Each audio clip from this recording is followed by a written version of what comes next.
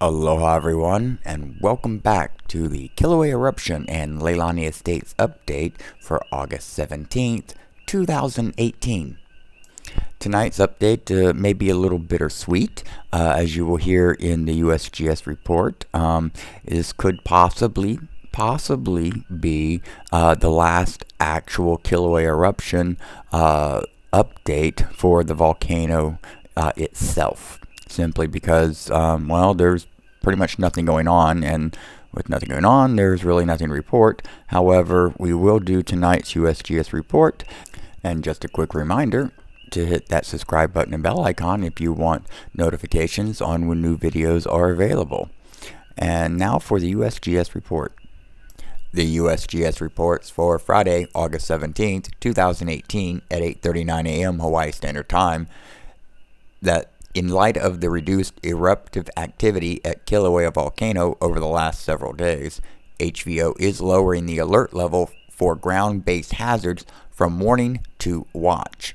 This change indicates that the hazards posed by crater collapse events at the Kilauea summit and lava flows lower East Rift Zone are diminished. However, the change does not mean with absolute certainty that the lower East Rift Zone eruption or summit collapses are over. It remains possible that eruption and collapse activity could resume. Although no signs of imminent hazardous activity are present at this time, residents of the region near recently active fissures should stay informed, heed civil defense warnings, and be prepared, if necessary, to self-evacuate. The aviation color code remains at orange. The Hawaii Volcano Observatory will continue to closely monitor Kilauea's seismicity, deformation, and gas emissions for any sign of reactivation, and maintain visual surveillance of the summit and lower East Rift Zone. HVO will continue to issue daily updates and additional messages as needed. Additional remarks, background, and prognosis. Kilauea Volcano has remained quiet for well over a week now, with no collapse events at the summit since August 2nd. Except for a small, crusted-over pond of lava deep inside the Fissure 8 cone and a few scattered ocean entries, lava ceased flowing in the lower East Rift Zone channel on August 6. Sulfur dioxide emission rates at the summit and lower East Rift Zone are also drastically reduced. The combined rate is lower than any time since 2007. It remains too soon to tell if this diminished activity represents a temporary lull or the end of the lower East Rift Zone lava flows and or summit collapses. In 1955, similar pauses of 5 and 16 days occurred during an 88-day-long lower East Rift Zone eruption.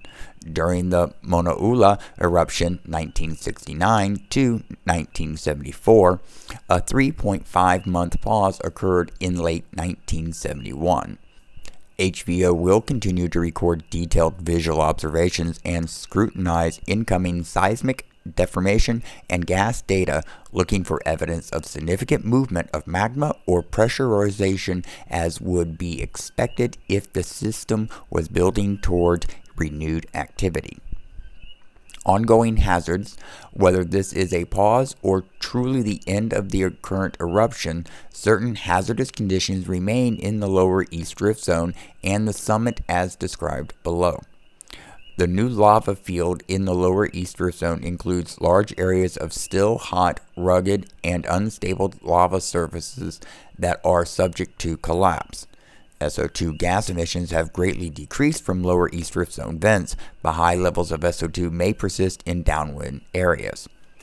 Around Fissure 8, thick accumulations of tephra hide underground hazards such as holes and cracks.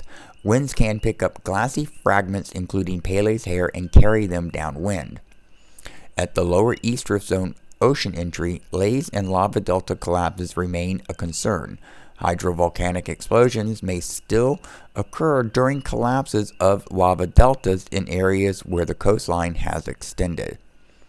At the summit, rock falls and ground cracking can still occur with no warning. Steep crater walls, destabilized by months of earthquakes, could be prone to collapse for weeks or months to come, even without further ground shaking. Resuspended ash in the summit region and Pele's hair in the lower East Rift Zone remain a local hazard during strong winds. As the summit continues to adjust to recent changes, additional and potential damaging earthquakes are possible. Hawaii is known for frequent earthquakes, so all residents should always be prepared for damaging earthquakes. If the Kilauea eruption in the lower East Rift Zone does resume in the coming days, we expect, but cannot guarantee, that increases in seismicity, deformation, and or gas emissions will provide advance warning. Activity could resume quickly, and residents in the lower East Rift Zone should be prepared to self-evacuate. Resupply of magma to the lower East Rift Zone could lead to new areas being inundated by lava. At Kilauea Summit, further draining of the magma reservoir could produce more collapses. Alternatively, resupply of magma to the summit reservoir could lead to hydrovolcanic explosions or to the reappearance of lava in the caldera. And that does it for the USGS report. And once again tonight, I'm going to skip the EPA Air Monitoring Sensor report simply because there is no readings. Well, nothing of any significance anyways.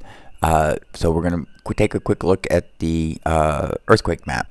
Looking at the earthquake maps tonight, we see that just south of Leilani, on either side of Highway 130, there's been 2 quakes. We have the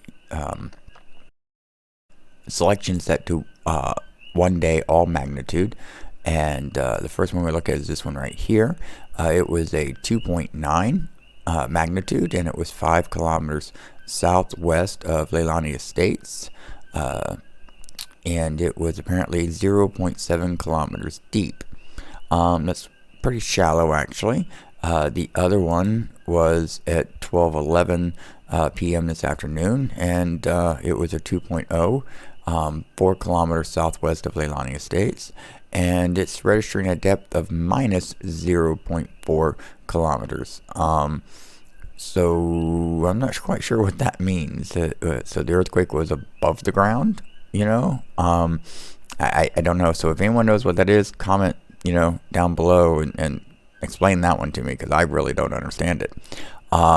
So nothing too significant there. However, if you see this ridge line here, this is the 1955 fissure eruption line, and our current one is running pretty much right through here, and the cracks on 130 are over here. So yeah, that's something I'm going to watch. Zooming out, we'll take a quick look over here for 1 day. We've got a few up around the Kilauea Summit, up there around Ma'u crater, and then there's some down here. This is where Pu'u'o is, right here. So let's take a look there. 2.3, it was yesterday at 8:34 in the morning, and depth of 3.6 kilometers. That's pretty deep. So nothing, don't look insignificant there, nothing out of normal. However, when I go to 7 days all magnitude, we know it's going to take a while. We see something interesting though. There's this line right here again. So this is the 1955 fissure line, and you can use it as a reference for where the current fissure eruption line is running. And this is the area all inundated with lava. But anyways, we see this line of quakes there. So that's telling us that that's at least a weak spot. I don't know if it's magma or what moving. It's a 3.0, that one. 2.3. So not quite sure what that means, but I'm sure the USGS is watching that one closely. I just want to point that out. But that pretty much does it for the earthquake report. And that'll pretty much do it for the general update tonight. So now you know what that means. It's time for, can you say it? Say it with me. Ready? Look at that there. In tonight's look at that there, the first the first picture we're going to look at is this one here. This is Poiki Boat Ramp, Isaac Holly Park, and that of course is the brand new black sandbar beach that has completely closed off the entrance to the boat ramp. and sand is being transported further south, and south is the direction of the bottom of the picture, down, creating other little black sand beach areas as well. So it's kind of interesting how the eruption north of this is creating all this black sand, which is being transported down the coastline southward. Okay. So that's, of course, one look at that there is the black sandbar. However, what I want you to actually look at now is if you look down in the bottom left-hand corner of the screen, there in the water, you see this ripple. And I think I know what made that ripple, which is what I'm going to show you in this picture here. And of course, I'm going to have to zoom in. So if you look at that there, we have a sea turtle. So yeah, I think in the other picture that when the helicopter flew over, it scared the turtle and it jumped in the water. And then on another swing back or whatever, they took this other photo because they're dated. The photos are dated at the same time, August 15th. And I don't know if the photographer realized he caught this or not, but there also looks like there's some fishies in there too with him, so maybe that's why he's there. But he's got his own little private lagoon, which is pretty cool for the turtle, and so don't worry, the turtle's safe. He can get right back out the same way he got in, and that's crawl up and over the sandbar, so all's good there. And unfortunately, that's going to have to do it for Look at That There tonight. Video is already getting a little long.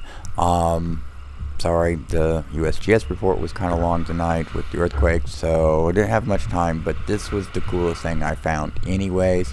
So I hope you enjoyed it. Remember to hit that thumbs up button if you did enjoy this video. I really appreciate it. And also, I'm still going to be putting out content, even though this may be the last update. Just wanted to remind everybody of that little fact. One of the things I am going to do is there is a lot of video and photos, both from the USGS Civil Defense and even my own portfolio. And Scott from Apau Hawaii Tours, I'm sure will maybe let me use some of his stuff too, if I ask really nice.